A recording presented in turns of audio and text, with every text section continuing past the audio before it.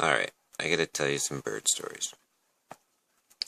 Before a year ago, I really never had any personal encounter with a bird.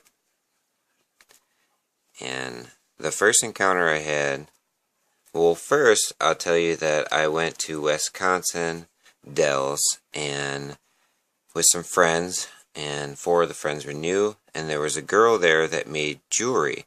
And one of the pieces of jewelry that she made, she actually had taken a bird's skull, casted it in clay, and then poured silver in there, and it was a bird skull that she would wear as a necklace.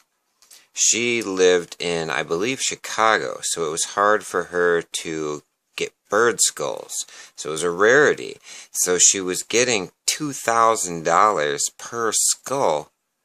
So I was dead on. I came home, I'm going to find you some bird skulls. They're all over the place, right? I woke up early that morning to go to work. It was in the dark, like 3:30. And a crow flew out and hit my front grill of my truck. And I drove down the road, backed up, picked it up, put it in the back of my truck, and went to work. The very next day, driving to work, at the very same spot, a crow flew right out in front of my truck, and I swerved and I missed it. And I was like, that's that bird's mate flying out, because first off, I live in a very small town. I'm the only one that drives to work at 3:30 in the morning on this highway. And my truck has neon xenon headlights. I mean, it would be very distinctive seeing my truck coming. So I thought it was the bird's mate flying out. So now, if you think about where I'm at now, like, I love the trees. They're alive to me. They're living beings. This was like my lowest of low. I was going to collect dead bird skulls and trade them for money, turn them in. And funny thing is, over the next month, I collected a dozen bird skulls, and I had them in a cage. Like, the cats were bringing them. I found them at the golf course. They were just everywhere. So weird enough, that second bird flew out.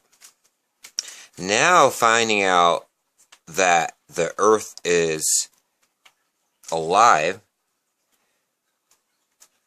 what I was doing on that day was driving in early to the golf course to exterminate ants by pouring stuff that you shouldn't be pouring on them, which was bad for the earth. So the earth may have thrown this crow, if not once, twice, because I was going into the golf course early so that nobody would see me, so that I could eradicate the ants from my golf course. Because if you remember, I had just gotten back, my golf course was trashed, fungus and mushrooms everywhere, and there was ants crawling across the fairways, greens. And I'm very good at my job. So now that I think about it, the birds were thrown in front of my truck because I was going in early to do something I wasn't supposed to be doing to the earth.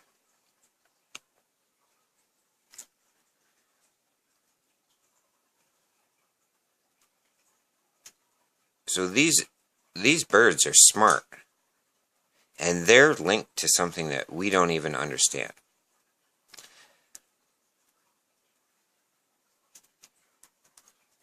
These birds would fly around my house, like around the property. I noticed it after putting the bird skulls back there, that they were they could tell that there's dead birds in that cage, and they were flying around the property. I eventually buried all the dead birds, and I left some food for these guys. Like, sorry, dudes. So now, these birds, I will call these birds my friends. I'm sure they would call me their friends too. So how I know that these birds are connected to something different, to something that we don't know. And I mean all the birds. Not just the ravens, not just the crows, all of them.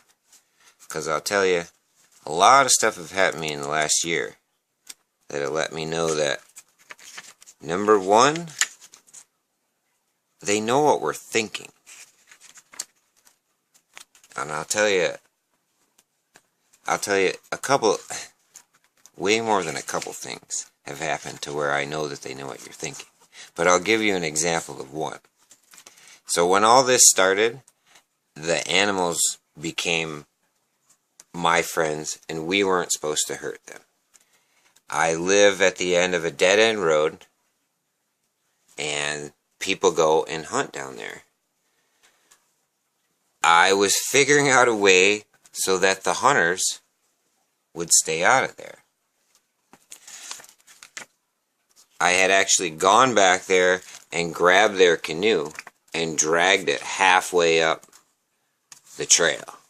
I put all their stuff in it. Well, actually, first what I did is I went there, I got all their decoys, and I came back and I made a grass noose, and I put all their Pepsi bottles and chew bottles and all their garbage underneath a pile under the tree, and then I hung one of their ducks from a grass noose.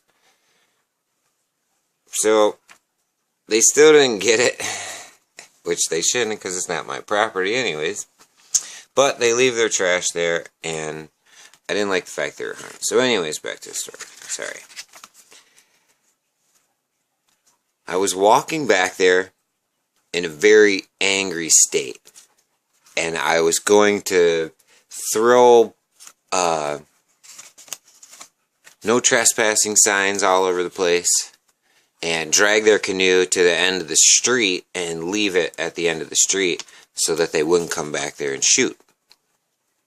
So as I'm walking back there, a big goose flies over my head honking something frantic and flies down the trail ahead of me.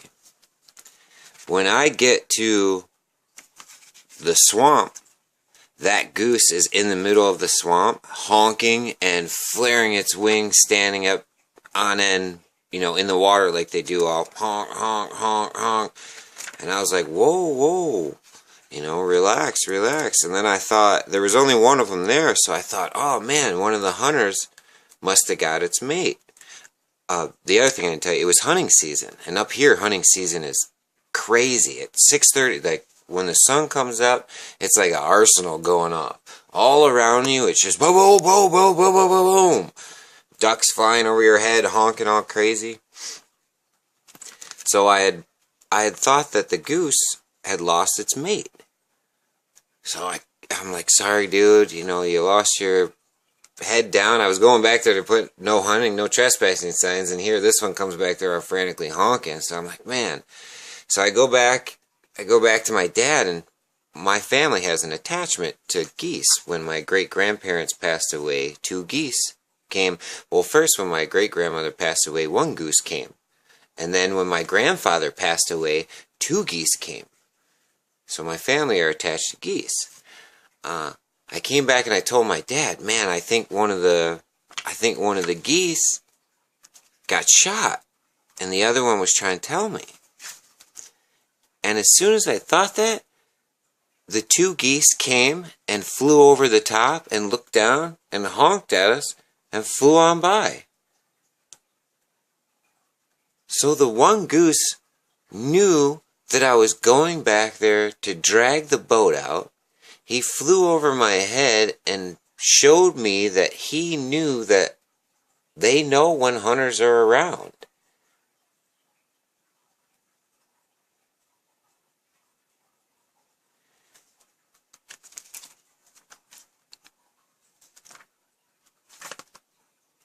The bird knew that I was going back there.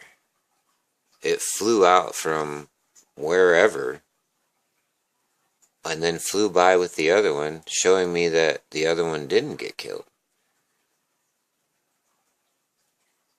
I mean, that's amazing if you think about it. Alright, be good.